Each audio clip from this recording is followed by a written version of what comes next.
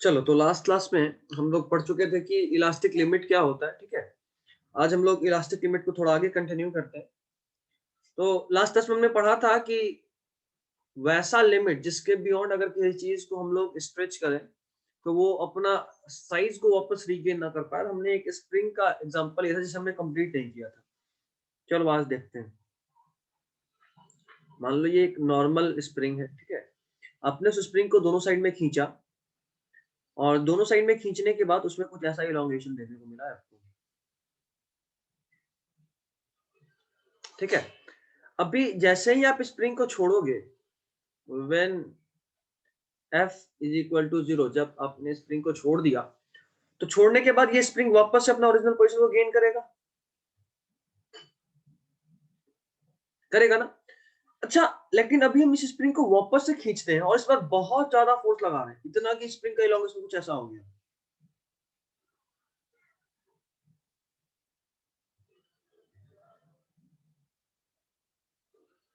अभी आप खुद बताओ कि क्या ये वाला स्प्रिंग, जब आप इतना ज्यादा उसको खींच चुके हो, तो ये वापस अपने ओरिजिनल पोजीशन में आएगा? नहीं आएगा, ठीक है? तो अब ये वापस से अपना साइज को रीगेन नहीं करेगा। यही हमें सीखना था। इलास्टिक लिमिट, हम उस लिमिट को बोलते हैं, एक तो लेंथ होगा ना जिससे अधिक खींचेंगे तो वापस अपने ओरिजिनल पोजीशन पे नहीं आएगा। ये तो कुछ ज्यादा ही हमने इसे यहाँ स्ट्रेच कर लिया है, बट मान लो अगर ऐसा था कि इतना दूर तक खींचते तो वापस अपने पोजीशन तक आ जाता, तो ये होता इलास्टिक लिमिट। इससे ज्यादा खींचेंगे तो फिर अपने ओरिजिनल पोजीशन पे पूरी पूरी तरीके से वापस नहीं आएगा, तो उसको बोलेंगे इलास्टिक लिमिट को क्रॉस कर दिया, ठीक है? इलास्टिक लिमिट याद रखिएगा कि वो लेंथ या वो लिमिट जिससे अधिक आप किसी चीज को खींचोगे तो उसके बाद वो अपने ओरिजिनल पोजीशन पे वापस नहीं आएगा, ठीक है ना? चलो, इलास्टिक लिमिट भी हो गया हमारा। Next comes the Hooke's law. देखो यहां से इंपॉर्टेंट सब कुछ शुरू हो रहा है, तो थोड़ा ध्यान दीजिएगा।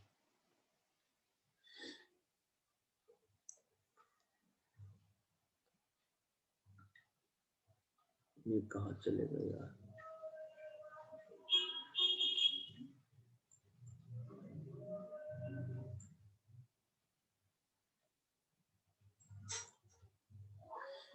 Next is Hooke's law.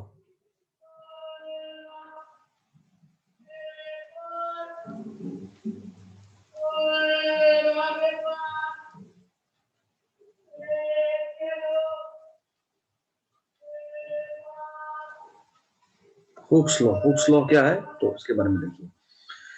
ये बोलता है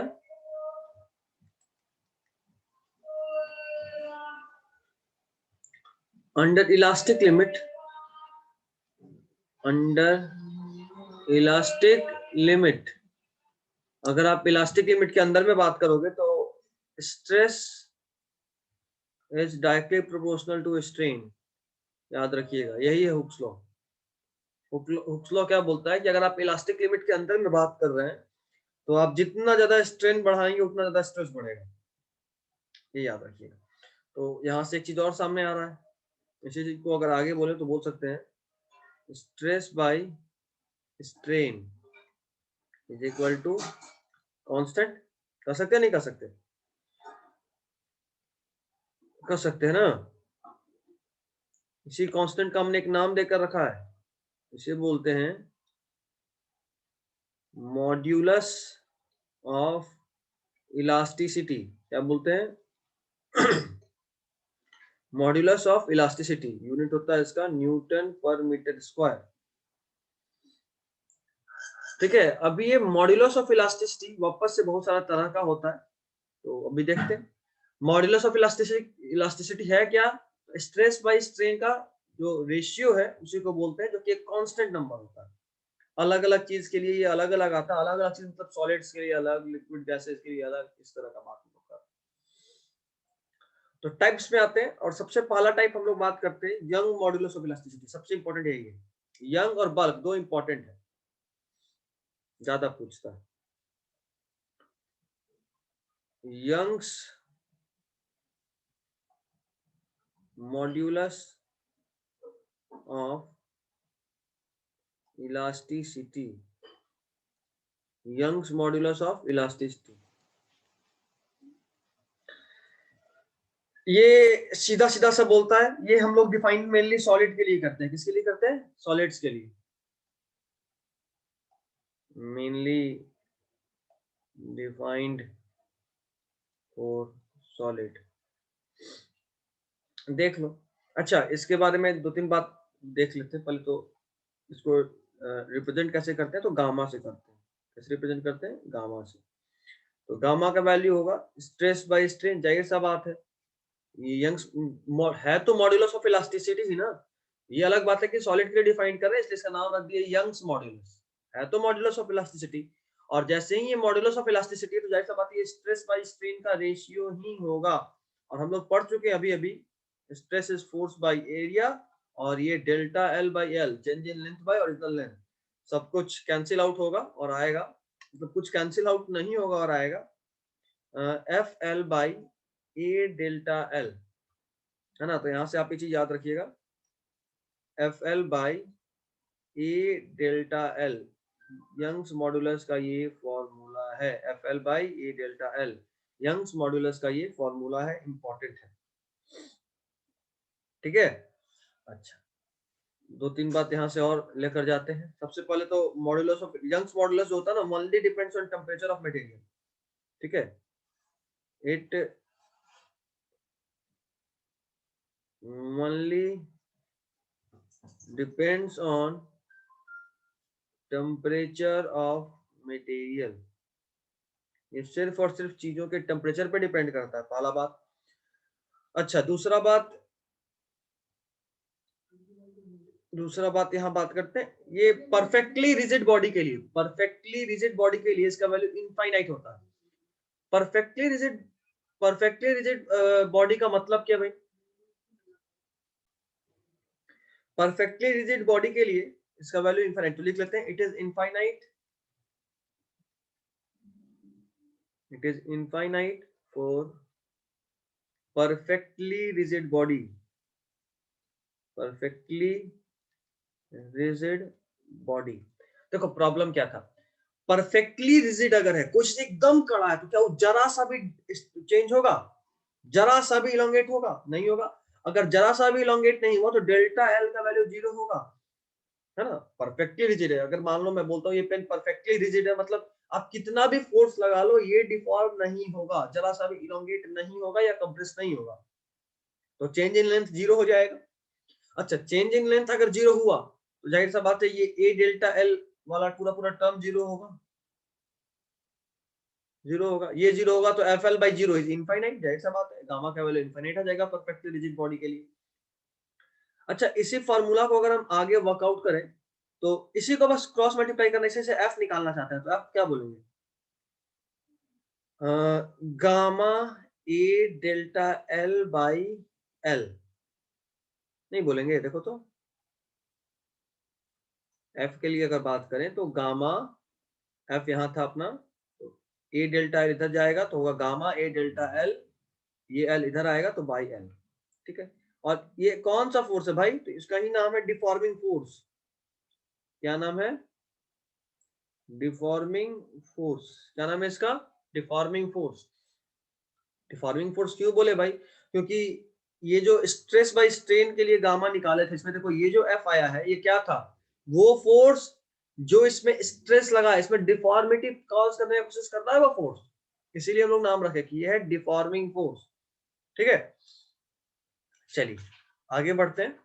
फटाफट स्क्रीनशॉट ले लो या पॉज करके लिख लो। चलो,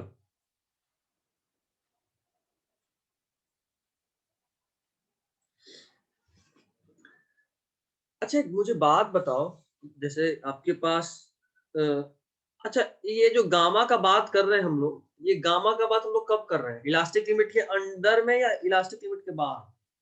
तो जाहिर सा बात है इलास्टिक लिमिट के अंदर में ये सारा बात हो रहा है, क्योंकि इलास्टिक लिमिट के बाहर जैसे ही हम लोग जाएंगे, इलास्टिक लिमिट के बाहर जाने के बाद तो फिर वापस से रीगेन शेप करेगा ही नहीं, तो गामा का बात ही खत्म हो गया, है ना। क्योंकि हुक्स लॉ का बात ही हुआ था, modulus of rigidity, modulus of rigidity का बात ही हुआ था इलास्टिक लिमिट के अंदर, है ना। देखिए देख लो, दिखा देता हूँ। ये देखो, मॉड्यूलस ऑफ इलास्टिसिटी का बात ही हुआ था, हम लोग कब किए थे, अंडर इलास्टिक लिमिट। तो इलास्टिक लिमिट के बाहर जाने के बाद ये पूरा पूरा मॉड्यूलस ऑफ रिजिडिटी ही बेकार हो जाएगा, उसका कोई मतलब नहीं रहेगा। तो खैर, ये आपके पास कोई बॉडी है,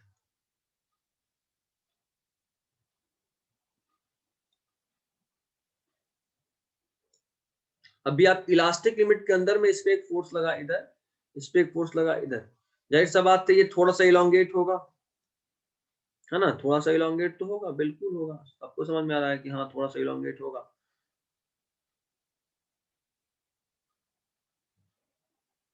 इलोंगेट हो गया। अभी मुझे बस इतना बताओ कि अगर इलास्टिक लिमिट के अंदर है तो जब से ही आप फोर्स इसको बंद करोगे, व्हेन फोर्स जब जीरो कर दोगे आप, जाहिर सा बात है ये वापस से रिगेन करेगा अपने शेप को, जो इतना बड़ा फैल चुका था। फोर्स जीरो करने के बाद वापस से अपने ओरिजिनल पोजीशन पे आएगा, है ना, वापस से अपने ओरिजिनल पोजीशन पे आएगा। अभी मुझे एक बात बताओ, आपने फोर्स लगाया, ये इलोंगेट किया, फोर्स आपने जीरो किया, इसको यहां लिख देता हूं, F is equal to zero. जैसे ही फोर्स आपने जीरो किया, देखो फोर्स आपने जीरो किया है, लेकिन अगर ये वापस अपने ओरिजिनल पोजीशन में आ रहा है, मतलब कोई ना कोई रीस्टोरिंग फोर्स अंदर की तरफ जरूर लग रहा होगा। जैसे मान लो मैंने एक स्प्रिंग को ऐसे खींचा, स्प्रिंग को जब ऐसे खींच दिया, उसके बाद छोड़ा, छोड़ा तो स्प्रिंग वापस से अपने ओरिजिनल पोजीशन पे गया, या अपने मान लो रबर बैंड था ऐसा, आपने उसको खींचा, लंबा सा खींचा, अब भी इतना खींचने के बाद जैसे ही आपने छोड़ा, वो वापस अपने ओरिजिनल पोजीशन पे आ गया। ये जो चेंज हुआ, वापस से आना हुआ, मतलब अंदर की तरफ जरूर कोई ना कोई फोर्स लग रहा है ना, तभी वापस आया। तो ये जो अंदर की तरफ फोर्स हाथ लगता है, ये जो फोर्स लग रहा है, ये जो आपने लगाया था ये आपका फोर्स था, अभी जो अंदर की तरफ लग रहा है उसे बोलते हैं रीस्टोरिंग फोर्स। क्या बोलते हैं? Restoring force. और इसके बारे में भी थोड़ा सा देख लेते हैं, रीस्टोरिंग फोर्स क्या होता है, तो लिखो फटाफट से। ए restoring force, a restoring force will act opposite to the applied force, will act opposite to the applied force, opposite to the applied force, जिसमें restoring force का वैल्यू क्या होगा भाई? restoring force का वैल्यू क्या होगा? जाहिर सा बात है इसका वैल्यू वही होता है, gamma A delta L by L. ठीक है, अच्छा यहाँ माइनस साइन क्यों लगाया? जितने फोर्स से आप खींचे थे उतने ही फोर्स से वो वापस आएगा, लेकिन फोर्स का डायरेक्शन ऑपोजिट हो जाएगा। ये माइनस क्या कर रहा है भाई? It shows direction. क्या शो कर रहा है? ये डायरेक्शन शो कर रहा है।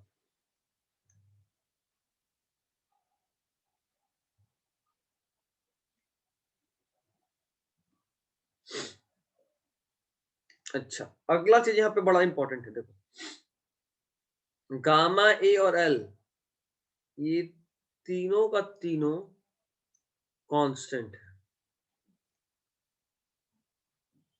है ना, एरिया कांस्टेंट है, गामा कांस्टेंट है, क्योंकि गामा स्ट्रेस बाय स्ट्रेन का वैल्यू है कांस्टेंट। बात किए थे पहले, गामा इज कांस्टेंट। तो ये जो डेल्टा एल है, ये आपके फोर्स पर डिपेंड करेगा, है ना, कोई चीज के आप फोर्स कितना लगाए तो इलोंगेशन कितना होगा। जबकि गामा फिक्स है, क्योंकि आप फोर्स कितना लगाए और स्ट्रेस, मतलब फोर्स लगाया मतलब स्ट्रेस कितना क्रिएट किया और स्ट्रेन कितना बना, इसका रेशियो फिक्स्ड होता है, ये कांस्टेंट होता है। बार बार बोल रहे हैं गामा इज कांस्टेंट। तो गामा ई और एल कांस्टेंट है, डेल्टा एल चेंज हो रहा है। अच्छा, एक काम करते हैं, स्प्रिंग फोर्स भी कुछ ऐसा ही पढ़े थे ना, spring force F is equal to k x minus में, तो कुछ वैसा ही है ना। काम करते, लिख देते हैं, कंपेयरिंग टू स्प्रिंग फोर्स। अगर इस पूरे पूरे को स्प्रिंग फोर्स से कंपेयर करें तो हम इसको बोल सकते हैं F is equal to minus k x, बिल्कुल बोल सकते हैं F is equal to minus k x. और खास बात क्या है ना कि यहाँ पे ये जो के है, के कांस्टेंट को डिनोट करते हैं, जहां पे बोल देते हैं where k is equal to gamma A by l. देखो ना, ये जो हम लोग पढ़े थे, ये जो फोर्स हम लोग पढ़े रिस्टोरिंग फोर्स, ये रिस्टोरिंग फोर्स को हम लोग स्प्रिंग फोर्स की तरह लिखना चाह रहे हैं, तो हम ऐसा बोल दिए कि स्प्रिंग फोर्स जो है वो गामा ए बाई एल का वैल्यू, उसका value gamma A by L ही होगा। और यहाँ पे जो गामा ए बाई एल है उसको चूंकि कांस्टेंट हम के लिख दिए, तो अभी देखने में साफ साफ दिख रहा है कि f is equal to minus k x, ये स्प्रिंग फोर्स की तरह हो गया। कब? जब हम के का value gamma A by l मान लेते हैं तो। और याद रखिएगा ये एक तरह का कंजर्वेटिव फोर्स है।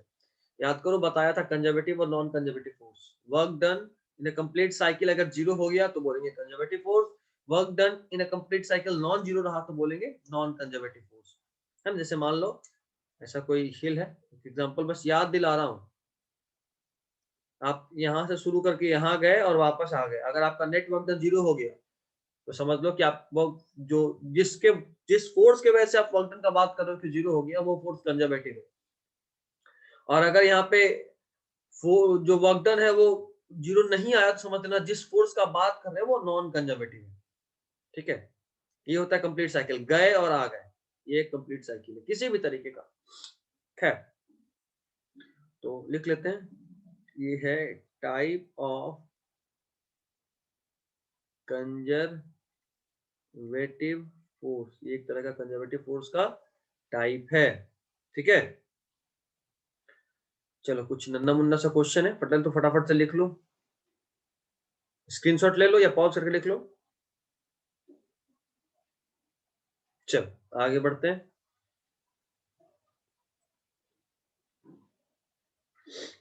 एक छोटा सा क्वेश्चन है,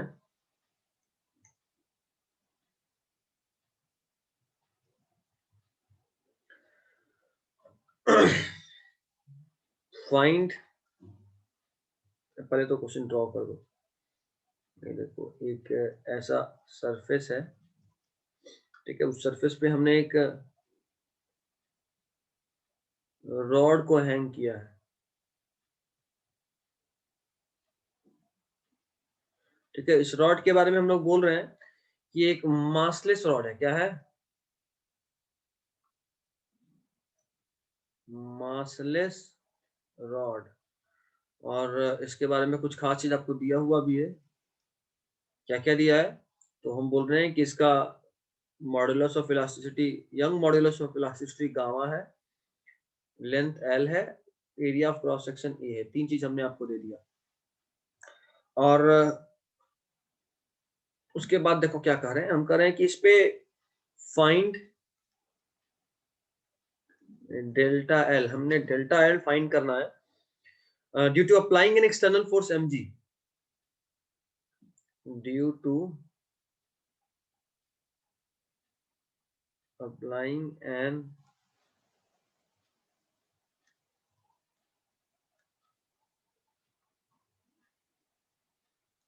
एक्सटर्नल फोर्स एम जी। ठीक है, ये जो मासलेस रॉड है, देखो मासलेस रॉड मतलब इसका मास है क्या? देखो क्वेश्चन ये कह रहा है कि आप इस पे एक ऐसा फोर्स लगा दीजिए नीचे की तरफ एम जी, जो कि आपको ये क्वेश्चन बोल रहा है, हम नहीं करे, कुछ नहीं लगा रहे, एम जी क्वेश्चन बोल रहा है इसलिए लगा रहे हैं। अच्छा, बहुतों के दिमाग में ये बात आ रहा होगा कि सर इसका अपना भी तो कुछ वेट होगा, एम जी आप लगा रहे हो और एक वेट और नीचे लग रहा है एम जी, लेकिन ये गलत बात है, क्योंकि इसमें मास ही नहीं है तो वेट कैसे लगेगा?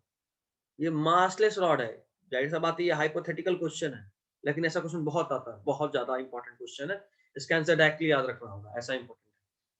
तो ये मासलेस रॉड है, इसमें मास नहीं है, इसीलिए इसका अपना वेट नहीं लगेगा। ये जो फोर्स हम लगा रहे हैं इसका वेट नहीं लगा रहे हैं, हमने एक एक्सटर्नल फोर्स लगाया है जिसका वैल्यू इत्तेफाक से mg के बराबर है। mg का वैल्यू कुछ भी हो सकता है, मास किसी भी चीज का, इसका मास तो नहीं है, ये तो पता नहीं क्योंकि इसका मास है ही नहीं। खैर, तो हमें डेल्टा एल फाइंड करना है। सॉल्यूशन तो बड़ा सिंपल होगा बाबू, सीधा सीधा हमें पता है gamma is equal to f l by a delta l. पता नहीं पता? Gamma is equal to f l by a delta l. तो अभी यहाँ से बचा क्या, आपको फाइंड करना delta L is equal to f l by e gamma. अच्छा अभी देखते हैं, एफ का वैल्यू जैसे ही तुम एम जी पुट करोगे तो आएगा m G L by A gamma. ये जो एफ था इसे आपने पुट किया एम जी, बाकी सब कुछ सेम ही है। तो मासलेस रॉड के लिए आपको मिल गया डेल्टा एल का value, delta L is equal to M G L by A gamma. याद रखिएगा, देख लो अभी ऐसे ही एक और क्वेश्चन कराएंगे, ये तो बड़ा सिंपल था, है ना। Delta L is equal to M G L by A gamma. फंसाएगा कब, तब भी देखना।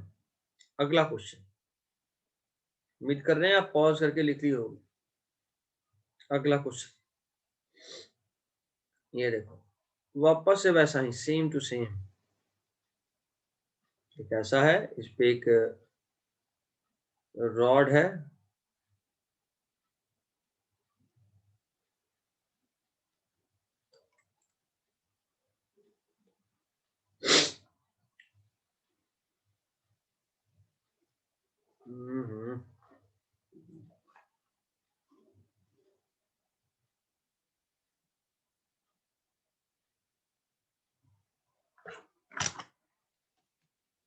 चलो ऐसे ही रख दो।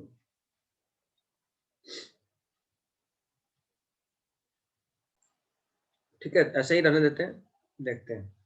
एक यूनिफॉर्म रॉड है, कैसा है, यूनिफॉर्म रॉड। इसके बारे में क्या दिया हुआ है, दिया है इसका मास m है, इसका मॉडुलस ऑफ इलास्टिसिटी गामा है, इसका लेंथ l है और इसका area of cross section a है। और उसके बाद आपसे पूछ रहा है फाइंड इलोंगेशन।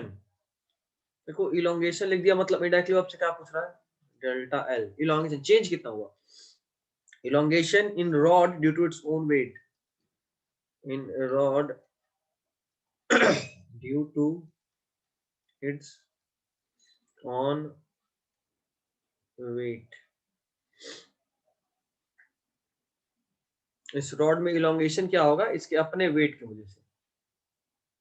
देखो यहाँ पे थोड़ा सा चीज फंसेगा, जाहिर सा बात है इसका अपना वेट क्या होगा, एम जी ही तो होगा, है ना। मास अगर एम है तो इसका अपना वेट नीचे की तरफ फोर्स लगा रहा होगा एम जी, है ना। तो इसमें क्या फर्क आना है भाई, सेम ही बात तो है, सेम ही बात। देखो तो लग रहा ना सेम ही बात है, साफ साफ देख के लग रहा तुमको कि यहाँ पे मास नहीं था तो हमने एक फोर्स लगाया था एम जी, यहाँ मास है तो ऑटोमेटिकली वो फोर्स लग जाएगा एम जी, हमको बाहर से लगाने की जरूरत ही नहीं पड़ा, है ना। बाकी तो कुछ फर्क ही नहीं पड़ा, यहाँ पे जो वेट था वो ऑटोमेटिकली लग गया एम जी। अभी देखो उसको सॉल्व करेगा तो फंसेगा कहाँ, वो दिखा रहे हैं।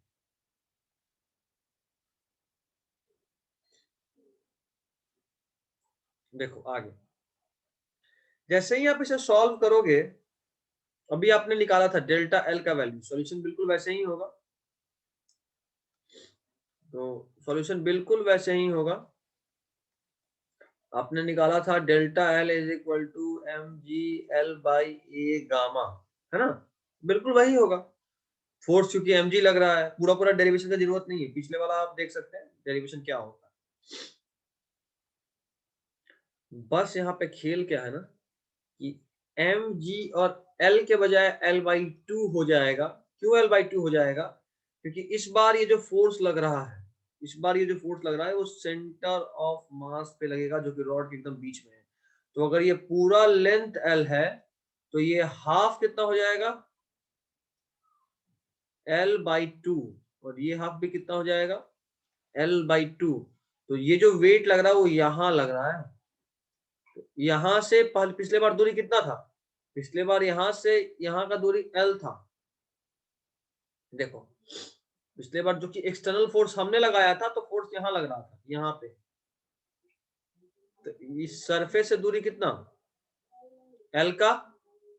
इस बार देखो सरफेस से सेंटर ऑफ मास की दूरी एल बाई टू, ये एल कन्वर्ट हो जाएगा एल बाई टू में ये कन्वर्ट कितना हो जाएगा, एल बाई टू में। लिख लेते हैं as force is acting on centre of mass. तो अभी तो कुछ बचा ही नहीं, अब आएगा mgl बाई, ये 2 नीचे आ जाएगा तो होगा 2a गामा। तो यहाँ पे डेल्टा का वैल्यू कितना आ गया, mgl by 2a gamma.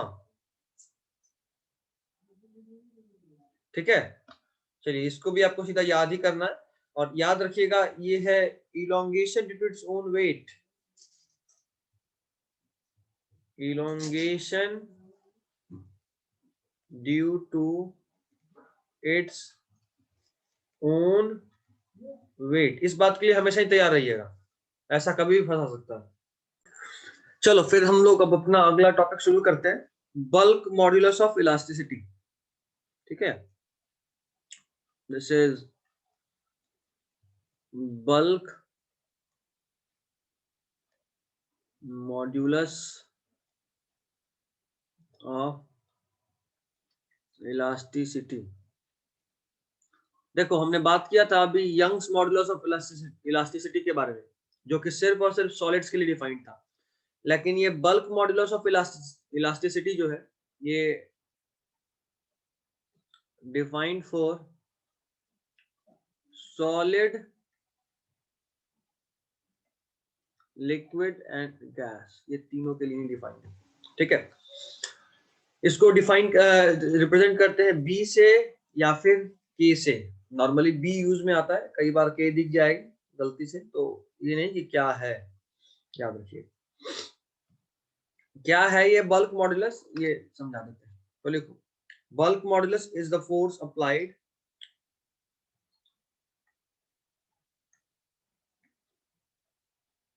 bulk modulus is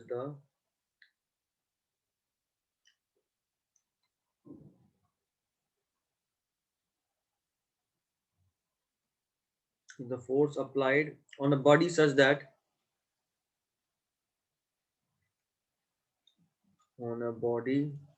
such that its volume changes, its volume changes but shape remains constant, but shape, समझा भी दूंगा, पहले लिख लो, remains constant। वॉल्यूम चेंज होगा लेकिन शेप जो है वो कांस्टेंट ही रहेगा। देन द रेशियो ऑफ, देखो ये भी वैसा ही है जैसा यंग्स मॉडुलस था।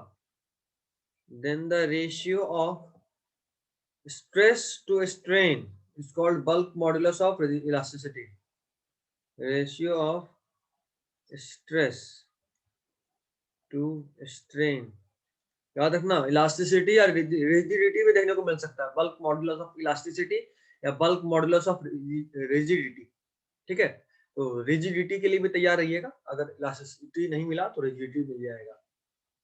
Then the ratio of stress to strain is called bulk modulus of elasticity, bulk modulus of elasticity। ठीक है, चलो इसका फॉर्मूला देख लें, फिर समझ में भी आ जाएगा। बी या फिर आप के का बात कर रहे हो तो आप बोलोगे ये होता है volume stress by volume strain. Stress और स्ट्रेन का फॉर्मूला सेम है, ठीक है ना, बस यहाँ पे जो बात हो रहा है वो वॉल्यूम के टर्म्स में हो रहा है। यंग्स मॉडुलस में जो बात हो रहा था वो लेंथ के टर्म्स में हो रहा था।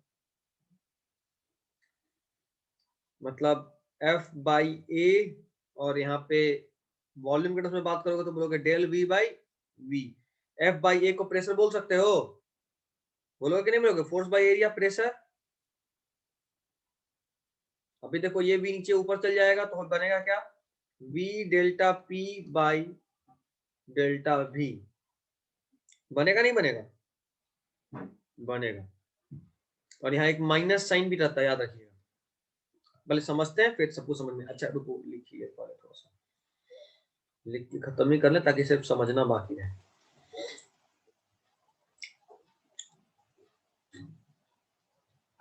काम करते हैं, ऐसे लिख देते हैं B is equal to minus V delta P by delta V। इसका यूनिट होता है newton per metre square, newton per metre square और पास्कल।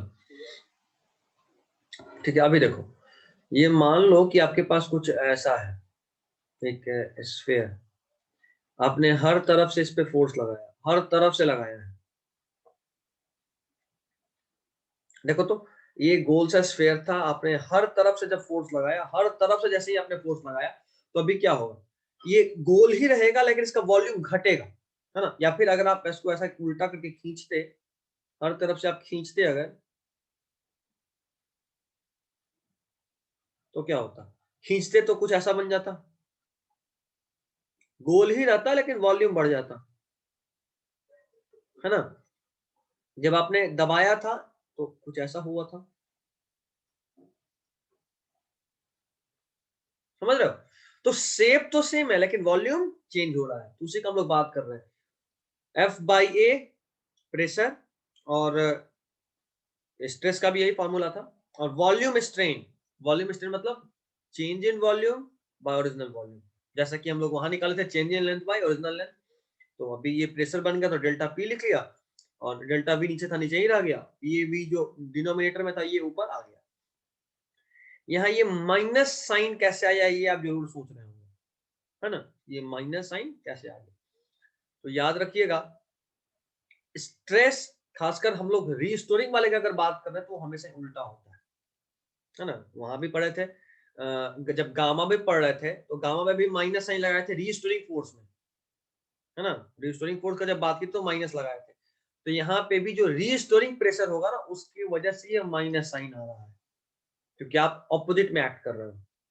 ठीक है, अच्छा, चूंकि वॉल्यूम, मास तो कांस्टेंट ही है, मास में तो कोई चेंज हुआ नहीं, और वॉल्यूम लिखा हुआ है, तो डेंसिटी भी कांस्टेंट है नहीं है, mass is equal to density into volume, मेरा density is equal to mass by volume होता है। जाहिर सी बात है, mass is equal to density into volume, जो यहाँ लिखा हुआ है, तो ये चीज यहाँ लिखा हुआ है, mass is equal to density into volume. Mass constant है, तो जाहिर सी बात है दिख रहा है mass directly to V, mass directly to rho, दिख रहा नहीं दिख रहा, बिल्कुल दिख रहा है। तो मतलब हम v के जगह पे रो को रिप्रेजेंट कर सकते हैं, तो याद रखिएगा इस फॉर्मूला को ऐसे भी लिखते हैं, b is equal to rho D P by D rho. देखो यहाँ पे डेल्टा लिखे थे, यहाँ भी डेल्टा लिखे हैं, यहाँ डी किए हैं तो यहाँ पे डी लिखे हैं, आप चाहें तो इसको भी डेल्टा लिख सकते हो, लिख सकते हो b is equal to rho delta P by delta rho, है ना। याद रखिएगा, ये भी डेंसिटी के टर्म्स में, ये वॉल्यूम के टर्म्स में है और ये डेंसिटी के टर्म्स में। ये रो क्या है, तो डेंसिटी है, क्या है, डेंसिटी। ठीक है, चलिए फटाफट पॉज कीजिए, स्क्रीनशॉट लीजिए, आगे बढ़े। अब ज्यादा कुछ नहीं है, चैप्टर अपने लास्ट टाइम पे जा रहा है, बट खैर कोई नहीं, अभी भी है, आधा घंटा तो अभी है ही मिनिमम। Next is compressibility.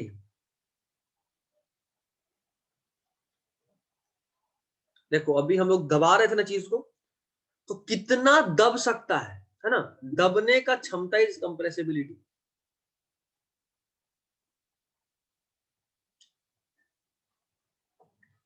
याद रखिएगा, K is equal to 1/b होता है, और इस K का यूनिट क्या है, इसका यूनिट होता है मीटर स्क्वायर पर न्यूटन और पर पास्कल, पास्कल का पावर -1। याद रखना है सीधा, कुछ नहीं, modulus, bulk modulus of rigidity का रेसिप्रोकल होता है कंप्रेसिबिलिटी। ठीक है, अभी कुछ कुछ प्रोसेस का नाम लिखेंगे, अगर आप थर्मोडायनेमिक्स केमिस्ट्री में पढ़ चुके हो तो अब जो लिखेंगे वो आपके लिए बिल्कुल नया नहीं, नहीं पढ़े होगे, तो बिल्कुल नया होगा, तो हम इसलिए शॉर्टकट में समझा भी देंगे। सबसे पहला term for isothermal process. Isothermal process का मतलब क्या? आइसो मतलब सेम, थर्मल मतलब टेम्परेचर। अगर किसी प्रोसेस में, अगर किसी पूरा पूरा काम होते हुए में टेम्परेचर कांस्टेंट रह गया तो उस पूरा प्रोसेस को बोलते हैं आइसोथर्मल प्रोसेस। काम करो, आप लोग अंडरलाइन करके लिख ही लो, delta T is equal to zero, change in temperature zero के बराबर है, मतलब चेंज नहीं हुआ। तो इस केस में ये जो बी होता है ना, ये पी के बराबर होता है। बी क्या है? बल्क मॉडुलस ऑफ इलास्टिसिटी या रिजिडिटी। पी क्या है? प्रेशर है। पी क्या है? P is pressure. तो यहां से जो हम लोग अभी बल्क मॉडुलस का फॉर्मूला पढ़े थे, b is equal to v delta minus we delta P by delta v. देखो ना, अभी तो पढ़े थे, लिखे होगे तो आप देखे ही होगे। ये देखो, ये फॉर्मूला। तो अगर आइसोथर्मल के लिए बात करो तो हम इस बी को पी लिख सकते हैं। तो हम बोलेंगे ना P is equal to minus we delta P by delta V, या अगर ऐसा चाहे तो ऐसा भी लिख सकते हैं, V D P by D V. अभी बात की थी यहाँ डेल्टा तो यहाँ भी डेल्टा, यहाँ डी तो यहाँ भी डी, जैसा कि यहाँ पे बात की तभी। तो याद रखना ये भी एक फॉर्मूला होता है। ऐसे इसको हम नीचे ही लिख देते हैं, यहाँ हटा ही देते हैं, नीचे ही लिख देते हैं। चीज समझ गया ना, बस और कुछ नहीं चाहिए।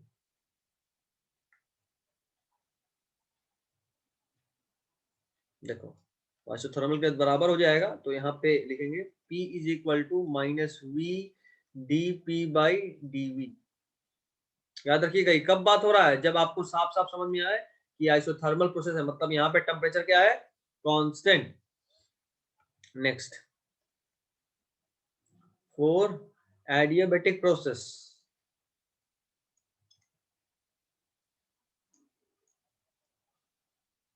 अच्छा, ये एडियाबेटिक प्रोसेस क्या? तो देखो, एडियाबेटिक प्रोसेस वैसा प्रोसेस होता है जिसमें हीट एक्सचेंज जीरो हो, एनर्जी का एक्सचेंज नहीं हो।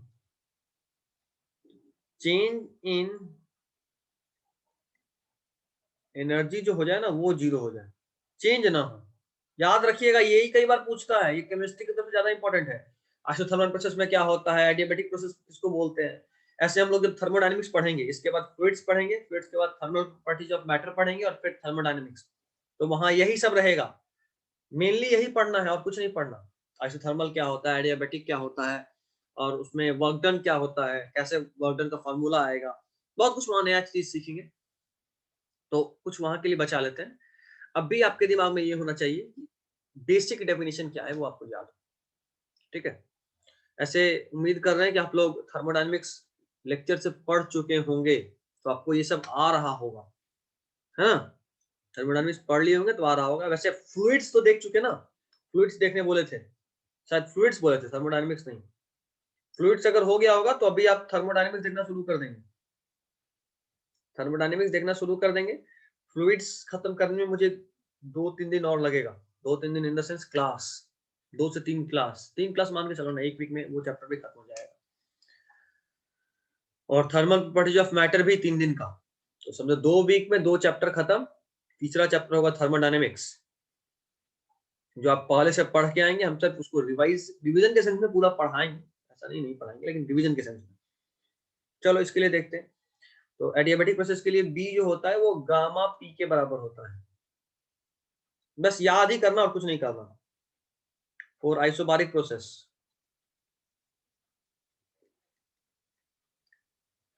For isobaric process. आइसोबारिक मतलब, आइसो मतलब सेम, बार मतलब प्रेशर। चेंज इन प्रेशर अगर जीरो हो जाए तो बोलते हैं आइसोबारिक प्रेशर, मतलब प्रेशर कांस्टेंट हो। चेंज जीरो मतलब प्रेशर कांस्टेंट। तो प्रेशर कांस्टेंट मतलब डीपी का वैल्यू कितना हो गया, यही देखो ना यार, डीपी का वैल्यू कितना हो गया,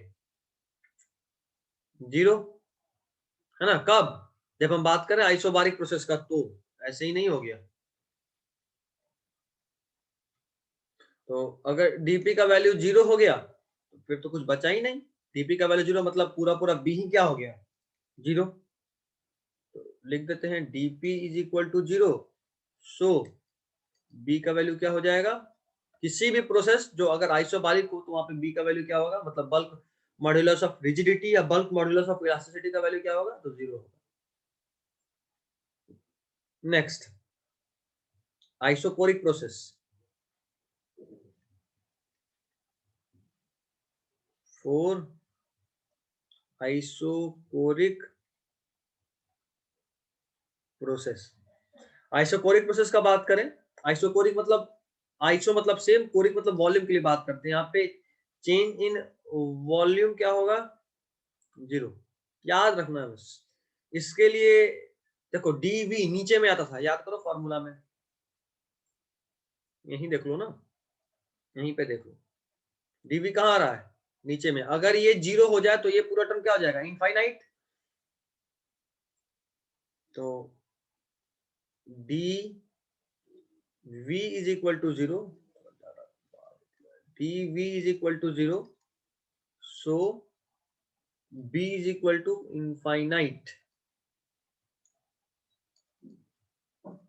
तो दो बात बस याद रखना है बाबू, आइसोबारिक में 0 होता है बी, आइसोकोरिक में बी इनफाइनाइट होता है, एडियाबैटिक में गामा पी होता है, और आइसोथर्मल में पी के बराबर होता है। ठीक है, 4 चीज। चलो अगला टॉपिक होगा हमारा शियर स्ट्रेन और शियर स्ट्रेस क्या होता है। शियर स्ट्रेन पहले देखेंगे, फिर देखेंगे शियर स्ट्रेस। आई गेस अभी ये लेक्चर लंबा हो गया है, तो एक और लेक्चर जो अगला आधा घंटा का, आधा घंटा भी नहीं लगेगा, लेकिन चलो आधा घंटा मान के चलते हैं। आज का क्लास अभी ओवर करते हैं। अगला लेक्चर होगा हमारा हाफ एन आवर का, और उसमें ये चैप्टर खत्म हो जाएगा। ओके, चलिए।